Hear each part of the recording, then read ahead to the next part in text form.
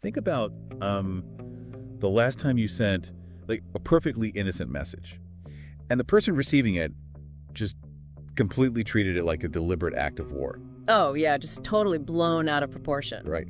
And you're just sitting there staring at your screen, completely baffled by their reaction. Like, what did you even do next? I mean, if you are like 99% of people, their fingers just immediately started flying across the keyboard. Exactly. You start drafting that second message, desperately trying to explain what you actually meant. And, well, in all likelihood, you made the situation infinitely worse. Oh, almost always. It's guaranteed. So today, we're taking a deep dive into that exact psychological trap you fell into. We're actually pulling apart a single source text for this whole discussion today. Which is such a fascinating piece of text. It really is. It's the lyrics to a song called Outside the Frame. And, at first glance, you might read the lyrics and assume this is just, I don't know, a standard song about a frustrating argument or like a messy falling out. It definitely masquerades as a typical breakup song. I mean, the surface level narrative is very, very familiar to anyone who has been in a relationship. For sure. But the moment you strip away the melody, and just look at the actual text, it stops being a song. It really transforms into this chronological map of a psychological trap. That's a great way to put it. Yeah, we are basically tracing the anatomy of a misunderstanding here. Starting from one simple misread text and watching how the human ego's just desperate need to control its own narrative spirals into total toxicity. And it goes to some dark places. It really does. And ultimately, the text forces us to completely redefine what the concept of closure actually means in our modern relationship. Which is huge. Yeah. Because the narrative starts exactly where almost every major interpersonal conflict begins, right? The gap between intent and reception. Yes, the classic communication breakdown. Right. So the lyrics open with the narrator stating, let me get the quote. I sang you something simple. Thought I'd set it straight. No second meaning in it. Nothing underneath. Just a completely straightforward message, or so they thought. Exactly. But the receiver's reaction just derails everything. The narrator realizes they, quote, heard something different. Something I didn't send. And this perfectly illustrates a really well-documented psychological phenomenon. It's known as the illusion of transparency. The illusion of transparency. Okay, break that down for us. So we all walk around with this deeply ingrained cognitive bias where we overestimate, like drastically overestimate how well other people can read our internal mental states. Oh, wow. So we just assume people know what we're thinking. Basically, yeah. When we write a message, we hear it in our own heads with our exact intended tone, our specific context, our benign intentions. Right, because we know we aren't mad when we type it. Exactly. And we unconsciously assume that all of that invisible context just travels alongside the words. But the words arrive completely naked. Yes, exactly. They arrive naked, and the receiver has to dress those words in their own context. I mean, it's like sending a perfectly polite, straightforward email to a coworker. But because they are, already having a super stressful day, they read your email in this highly sarcastic, passive-aggressive voice in their head. That is the perfect analogy. The signal leaves your outbox as a positive, but it arrives in their inbox as a totally toxic negative. And that just feels so unfair, doesn't it? It feels incredibly unfair, and that failure of transmission triggers an immediate threat response in the brain. Which explains the panic. Right. Look at what the narrator does next in the lyrics. So I wrote another message. Trying to explain again, I kept turning every sentence. Like one could make it right. Oh man, turning every sentence. I have been there, agonizing over a draft. We all have. This is the critical juncture. The illusion of transparency shatters, the narrator realizes they're being misperceived, and just absolute panic sets in. Because we think if we just talk more, it'll fix it. Exactly. The immediate instinct is that volume equates to clarity. We genuinely believe that if we just find the precise combination of syllables, like if we just add one more paragraph, the misunderstanding will magically evaporate. We treat word count like a dial. We can just turn up to fix a bad signal. Yes, a volume dial for clarity. But the text suggests this compulsion to over-explain is completely futile, right? Like, why is it so incredibly hard for us to just accept that our words were misunderstood from the jump, put the phone down, and walk away? Well, because putting the phone down requires accepting a really profound loss of control. A loss of control over how they see us. Exactly. When someone misunderstands you, they are effectively rewriting your reality. I mean, evolutionary psychology tells us that human beings are deeply, deeply social creatures. We need the tribe to survive. Right. Our survival historically depended on our reputation within the tribe, so being fundamentally mischaracterized feels like an existential threat. It triggers a primal fear. So it's not even about the argument anymore. Not at all. Drafting that second, third, or fourth message isn't actually about helping the other person understand the topic at hand. It is purely an ego defense mechanism. But it's about self-soothing. Yes, Yeah. It is about soothing our own acute anxiety over being misrepresented. But turning up the dial doesn't work. Because by the time you send that second message, the other person isn't even listening to you anymore, are they? No, they are absolutely not. They are listening to a ghost. The lyrics transition into this incredibly chilling visual where the narrator realizes they're being boxed in. This is where the title of the song comes in. Right, outside the frame. They say, never saw the picture forming till I found myself inside. You drew a frame around me, I nearly stayed inside. Such a powerful image. And then the realization hits, which is my favorite line. You spoke to someone wearing my clothes, I didn't know his face. That is easily one of our most psychologically astute observations in the entire text. It gives me chills every time I read it. Because the writer is describing the creation of a straw man, or, a psychological avatar. An avatar. Like a fake version of you they make up in their head. Exactly. In the heat of a conflict, especially when cognitive dissonance is really at play, the receiver needs the world to make sense. If they feel hurt or angry, their brain demands a villain to justify those negative feelings. And you just happen to be standing there. Right. And since the real, the complex, nuanced human who just made a clumsy phrasing error doesn't fit the role of a villain, their brain simply constructs an avatar that does. So they are literally speaking to someone wearing your clothes, but with a face you don't recognize. They've completely replaced you with a phantom projection. That is terrifying. When someone draws a frame around you, they're basically stripping away your humanity. They're forcing you into this two-dimensional, flattened identity that just serves their narrative of victimhood. They need you to be the bad guy so their anger feels entirely righteous. And the trap is set. The trap is absolutely set. The moment they project that avatar onto you, the actual issue you are arguing about vanishes. The conflict is no longer about the initial misunderstood text message. What is it about then? The conflict is now about the frame itself. Okay, wait, I need to push back on this a little bit. Because of how the narrator handles this in the text. The lyrics present their reaction to the frame as a failure. Yes, they do. The narrator says, I spent too long defending what I should have left behind. But, I mean, if someone builds a fake, malicious version of you in their head, fighting back just feels like a moral imperative. Right, feels like the most natural thing in the world. Yeah. You want to scream, I am not that person. So why is the song treating basic self-defense as a fatal mistake? Because it is a mistake, because the defense itself is the very thing that traps you. How so? Think about it. If someone draws a frame around you and calls you a monster, and you step inside that frame to vehemently argue about why you aren't a monster, you are now operating entirely within their constructed reality. Oh, I see. Right. By defending yourself against the phantom they created, you grant the phantom legitimacy. You give it oxygen. Wow. Okay, so by screaming, I'm not that guy, you were actively participating in a debate about that guy. Exactly. You are validating the premise that the avatar is a subject worth discussing, rather than just rejecting the premise entirely. Which is the core tragedy of those specific lines.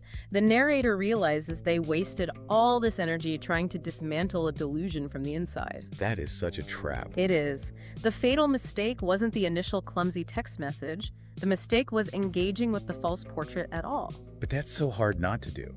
Because recognizing you've been placed in a false frame rarely leads to quiet, stoic acceptance, It almost always leads to intense anger. Oh, absolute fury. And that's exactly where the song pivots from just a story about a misunderstanding into this really raw confession of toxicity. The narrator really drops the innocent act here. They do. They don't just try to defend themselves anymore, they counterattack. The lyrics get brutally honest about our own complicity. The narrator admits, I wanted you to feel it, so I handed you the hurt. I knew exactly where to aim it and hated every word. Notice the total shift in accountability here.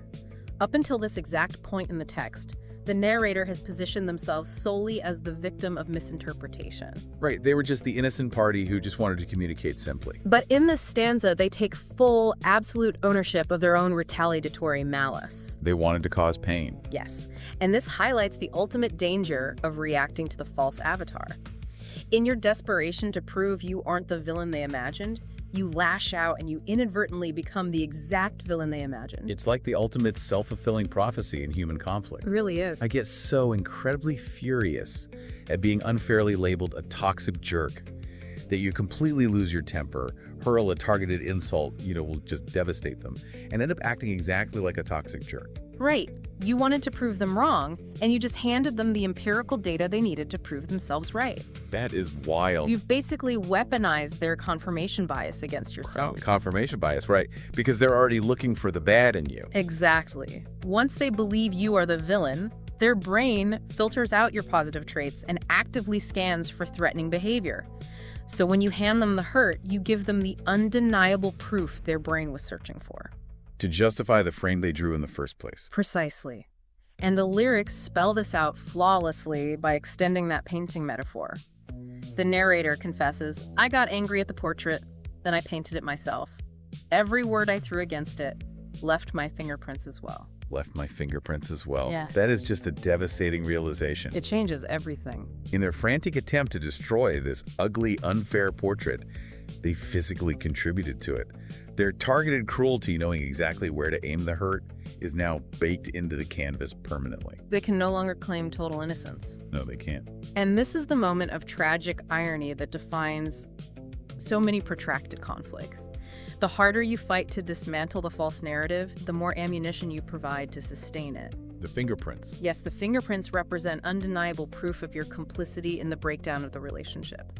Your retaliatory actions, no matter how justified they felt in the heat of the moment, they are right there on the canvas for both of you to see. So once your literal fingerprints are on that portrait, how do you even begin to escape the frame? It's not easy.